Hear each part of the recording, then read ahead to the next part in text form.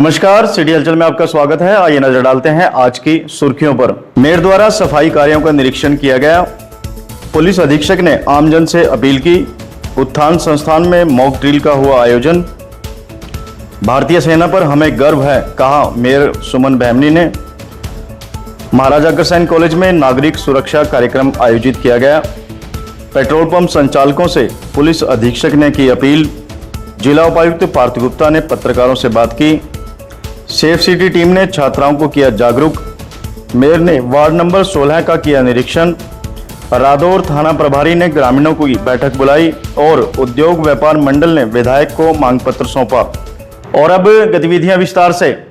निगम mayor सुमन बहमनी ने ward number 16 के कुलदीप नगर व आसपास के क्षेत्रों में सफाई कार्यों का निरीक्षण किया। इस दौरान मेयर ने कहा कि शहर की स्वच्छता के कार्यों में लापरवाही कतई बर्दाश्त नहीं होगी। नगर निगम मेयर सुमन बहमनी ने वीरवार को वार्ड नंबर 16 के कुलदीप नगर में अंडरपास से रेलवे लाइन तक होकर गुजरने वाले नाले का निरीक्षण किया। निरीक्षण में नाले में गंदगी व गाद जमा मिली, जिस पर मेयर ने अधिकारियों को जल्द से जल्द नाले की सफाई कराने के निर्देश दिए। वहीं नालों की सफाई कार्य में लापरवाही बरतने पर संबंधित अधिकारी के खिलाफ कार्रवाई करने की चेतावनी दी। मेयर सुमन बहमनी ने कहा कि जनता की समस्याओं का समाधान मेरी प्राथमिकता है। वार्डों में स्वच्छता और जल निकासी व्यवस्था को सुदृढ़ करना नगर निगम की जिम्मेदारी है और इस दिशा में कोई लापरवाही बर्दाश्त नहीं की जाएगी। मेयर बहमनी वीरवार दोपहर बाद पार्षद संदीप धीमान, सफाई निरीक्षक सतबीर व अन्य अधिकारियों के साथ वार्ड 16 में नालों की सफाई के निरीक्षण पर निकली।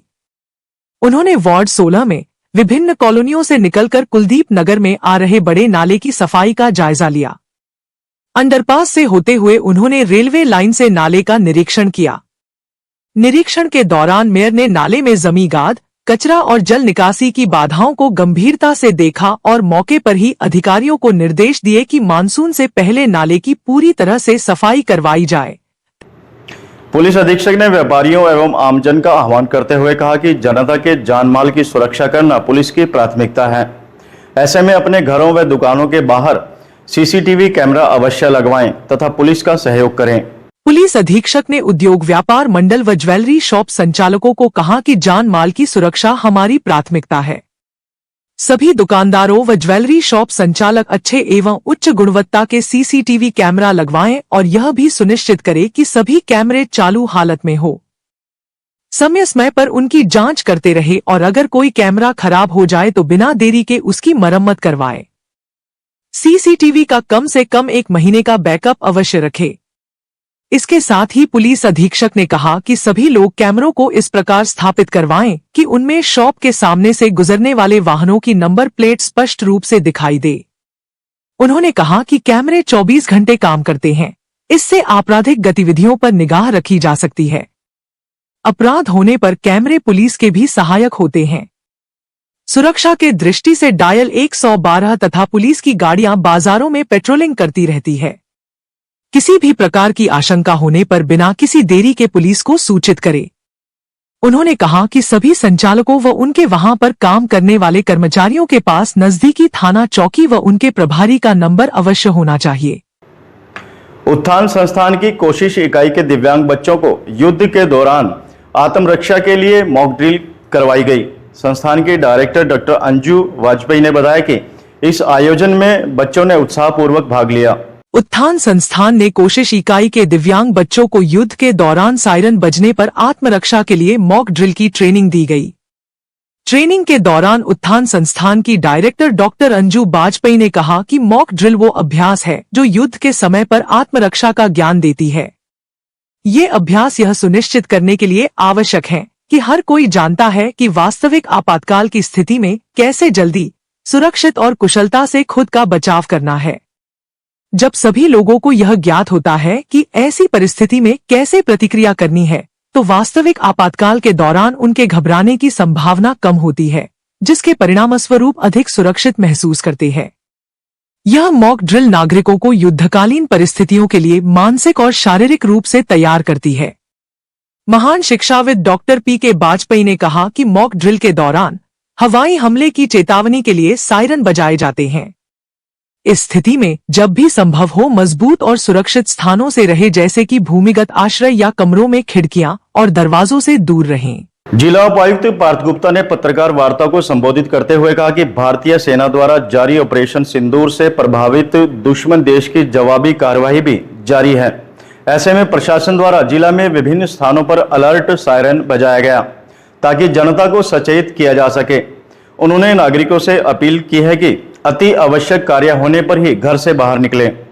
देखिए, जो बॉर्डर की स्थिति बनी हुई है उसको देखते हुए आज यमुनानगर ज़िले में भी सुबह हमें मैसेज प्राप्त हुआ अलर्ट सायरन चलाने का। करीबन 10:40 AM पे जो है वो अलर्ट सायरन जो है वो साउंड किया गया था और अभी जो है हमें दोबारा मैसेज प्राप्त हुआ था और अभी क्लियर सायरन जो है करीबन 1 बजे जो है वो बजाया गया है।